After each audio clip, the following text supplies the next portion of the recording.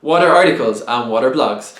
Articles and blogs are commonly used assets in thought leadership campaigns. They're relatively informal, they're relatively short, but they can be effective. If you have something to say that's somewhere between, let's say, 1,000 and 2,000 words, then articles and blogs are both perfect mediums in which to do them. Now, articles and blogs can be used for both on-site and off-site content. On-site content are things that you publish on your own website, or some people would extend the definition to include assets you manage yourself. Examples of the second case would be your Medium and your LinkedIn profile. So if you publish something on-site, you can get resonance, you can attract traffic to your own website, and this is again perfect in terms of an inbound marketing strategy.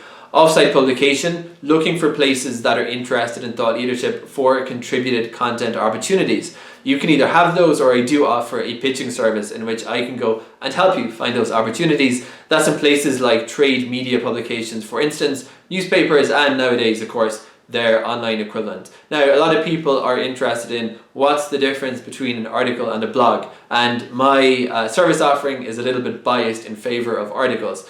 There's no real hard and fast difference, but there are a few different things. For example, when was the last time you saw a blog published in a newspaper? It doesn't really happen that commonly. Blogs are shorthand for weblogs, and typically things people put on their own websites, but of course guest blogging is a thing as well, although these days we are seeing a rise in websites that are looking to charge people in order to publish there. So there's a little bit of abuse going on as well.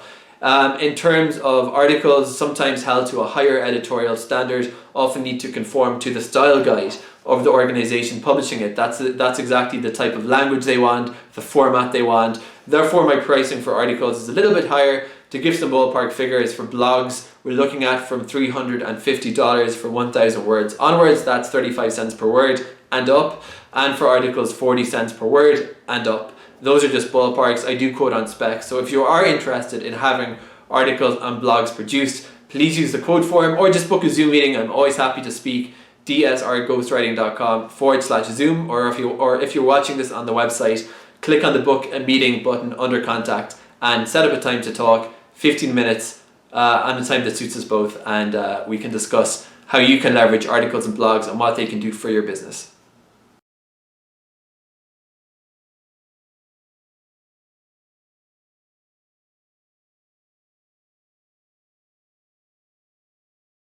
You're interested in writing a book, the granddaddy of all the different forms of content. So unlike the different types of content writing that I offer for my clients, articles, blogs, ebooks, white paper, speeches, books are obviously typically undertaken for individual authors and usually in a private capacity.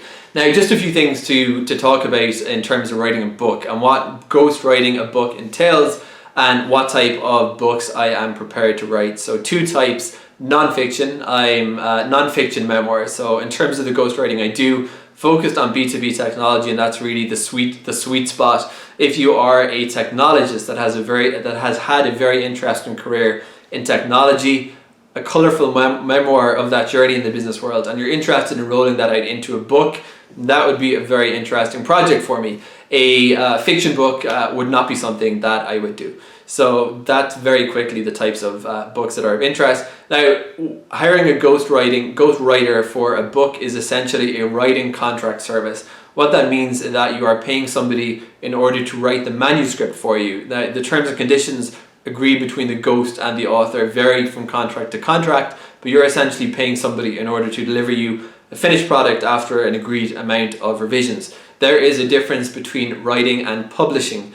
Publishing is the person that actually publishes. People do not think about KDP, Kindle Direct Publishing, as publishing. That is the self-publishing outlet that Amazon has made available for authors. KDP is publishing. I and most book ghostwriters that are simply doing ghostwriting do not offer publishing services. So included in that would be format and layout. So if you need to get your ebook formatted as you will, whether that's for digital and or for paperback, you need to bring that to a third party specializing in print and digital layout formatting. And if you're interested in having that published through a traditional publishing house, you might be interested in retaining the services of an agent who will approach publishing houses on your behalf. But in any event, publishing is not part of the service I provide.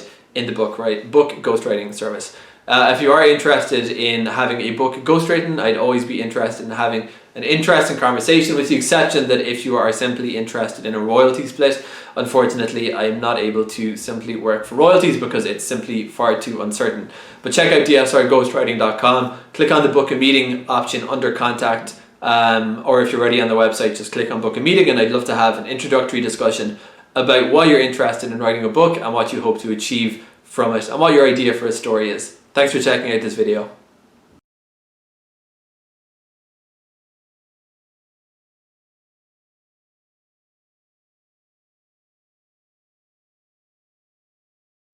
What are case studies? Case studies were found to be the preferred form of consuming thought leadership in the Code Red Security PR Network study. Now that's interesting because a lot of people would not necessarily bracket case studies in the bracket of thought leadership. However, if you think about it, there are indeed a lot of advantages for potential thought leaders to use case studies. It can be a great opportunity to demonstrate the breadth of your knowledge, but more specifically the real world application for your product or your service, or simply your expertise if you're in the consulting business, for instance.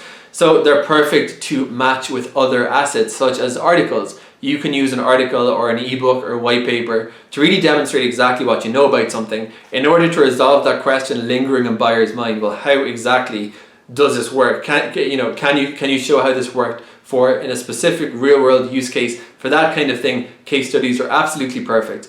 That's why in the B2B, and remember the attention span and the originality, people in the B2B buying seat like things that are relatively brief. They like things that are original. So for that reason alone, case studies are very popular. They're relatively short and they follow a relatively rigid format. Who was your customer? What problem did they have? How did you solve their problem? What kind of solution did you offer? So case studies are popular. They're also great ways of gating content. Case studies can be gated just like white papers and ebooks can, and they can also be used to spin out existing content. You might start with a blog post, for instance, basically framing a case study in a narrative, and then crystallize that into a few more hard case studies that can be used by your sales or business development resources in the process of, you might develop a library and find a specific case study or two that really demonstrates to a prospect, these are a couple of relevant case studies, we can do something similar, keep talking to us. That's case studies. If you are interested in learning more, check out dsrghostwriting.com. If you're already on the website, you can click the book a meeting button under contacts, and I'd be happy to discuss exactly what your needs for case studies are and exactly how I can help. Thanks for watching.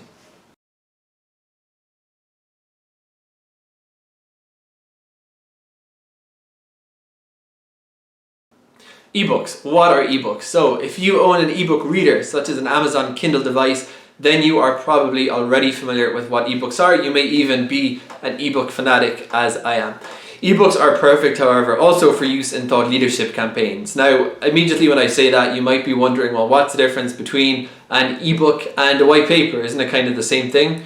It's not exactly the same thing. So white papers are still differentiated from ebooks in a lot of people's minds, especially on the buying side, in that white papers are very, very technical. For example, in the B2B technology world, which is what I do a lot of writing for, white papers have kind of a specific meaning, even if it's not easy to put that into a definition. Think of the AWS white papers, for instance, which really provide very, very concrete outlines into exactly what different AWS services do. Now, ebooks are a little bit more broad in their applicability within thought leadership. Ebooks are chances to speak to different levels of an organization at once. For example, the white paper could be a perfect, highly technical asset to put out to CTOs, for example. They really need the authoritative detail. They might need examples about what your product or solution can offer. If you're looking to speak to various levels of an organization, you want to develop a content asset that's a little bit more evergreen, that can speak to both the technical side and the business side, that are looking to make sure that what you can do is going to yield a positive return on investment / an ROI for them. Ebooks are perfect assets for this. There are some commonalities between ebooks and white papers. Like white papers, ebooks are perfect for being used as gated assets in lead generation campaigns. If you don't know what that means, you simply put a contact form on the website. They need to provide their details in order to get that ebook. They're perfect for that. As I said, ebooks can reach multiple audiences. Ebooks you can also roll out in native ebook format. For example, AZW3.pub .mobi, so these formats in which people can read them. It's really smart to do that. It's actually a good practice to do that for white papers as well. If you really think people are going to want to be putting these on their Kindles and reading them by the pool or on the beach, roll those out as well. But for ebooks, it's a little bit easier. Some people also like to embed media in ebooks. So for example, if you're rolling out an ebook that you simply want to be consumed on the internet as a PDF, you can actually embed audio and video content. That's a trend being seen at the moment as well. If you're interested in learning more about ebooks, what an ebook can do for you, I'd love to have a conversation. Click on the book a meeting link under the contact button on this website, and if you're not on the website, go on to dsrghostwriting.com, click on that button, and I will explain exactly what ebook to do for you or for your organization. Thanks for watching.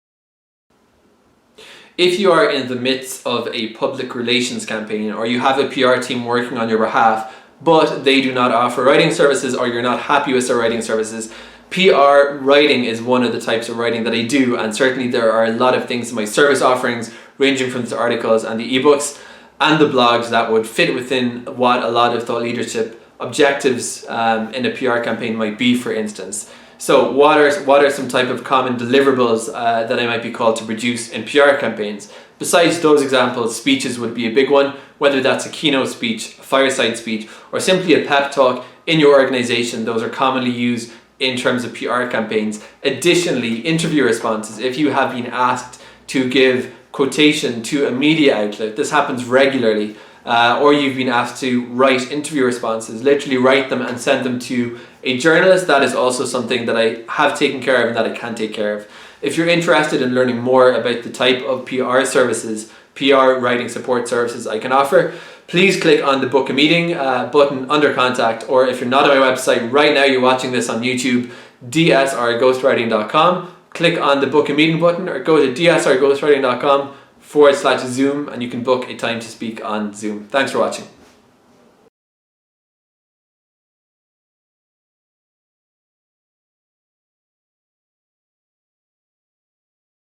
If you are currently executing upon a thought leadership campaign, then public speaking is a very, very important part of that for a lot of individuals.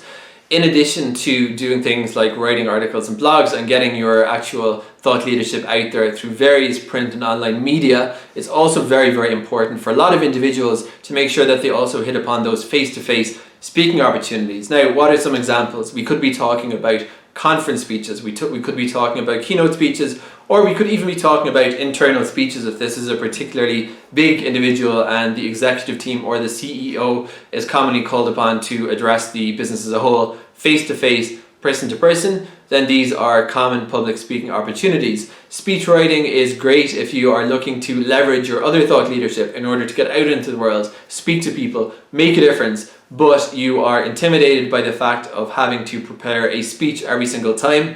I do offer speech writing as a service. That means that we have a conversation, you tell me what the occasion is, what you want to get across, how you sound, send me examples, and I write a speech according to that brief. The rough cost estimate that's important that people know in order to not waste time is approximately $15 to $30 per minute of speaking time. Estimate how long your speech is going to take. You can do the mathematics, and that's a decent ballpark to start the coding process with. If you're interested in learning more about speech writing and the type of speech writing I can assist with, please click on the book a meeting button under the contact tab here, and we can set up an initial 15-minute Zoom call. Or if you're not currently on my website, go on to dsrghostwriting.com, find the button there and click it. Thank you for watching.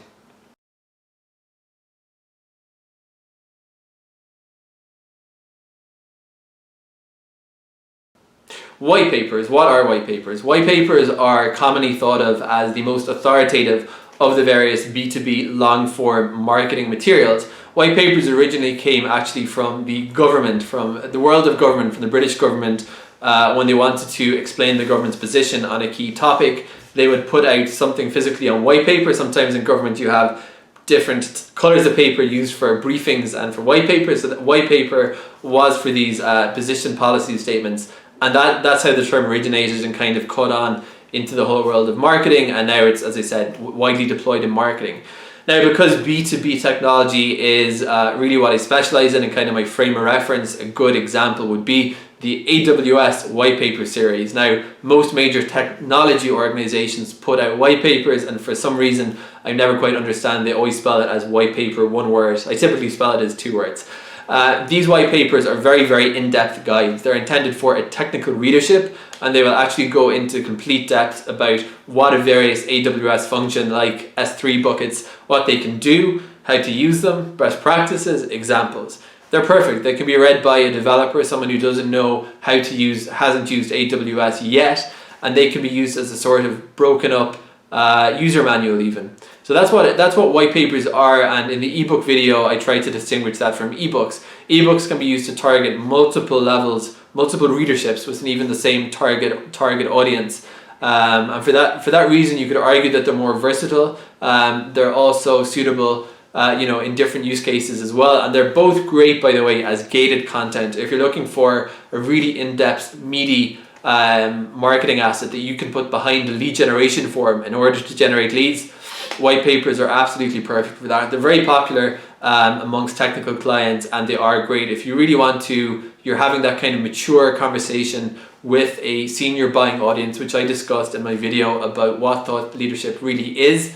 A good, strong white paper can be very, very effective in order to dispelling those doubts that your potential buyers might have and convincing them that you're the vendor to choose in this purchasing process.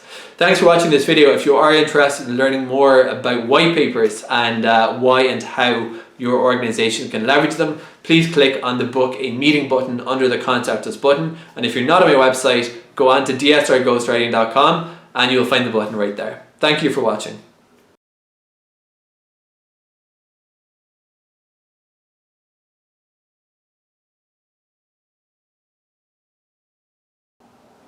If you have decided to use DSR Ghostwriting to get your thought leadership articles, blogs, ebooks, white paper speeches published and out into the world, but you lack any kind of PR function, whether in-house or an external PR agency in order to place those, then I can also assist with pitching for articles and blogs, etc. that I have written.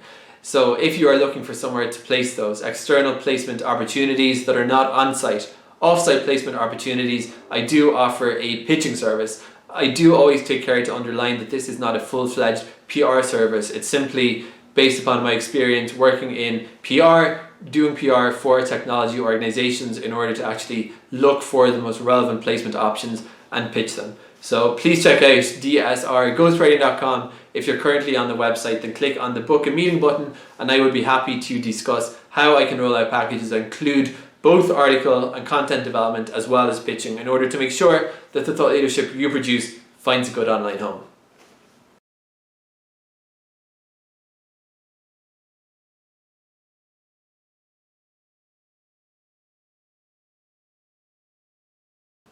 If you are going to be engaging in a protracted thought leadership campaign, straddling articles, blogs, ebooks, books, white papers, the whole lot, then it really, really pays to be strategic.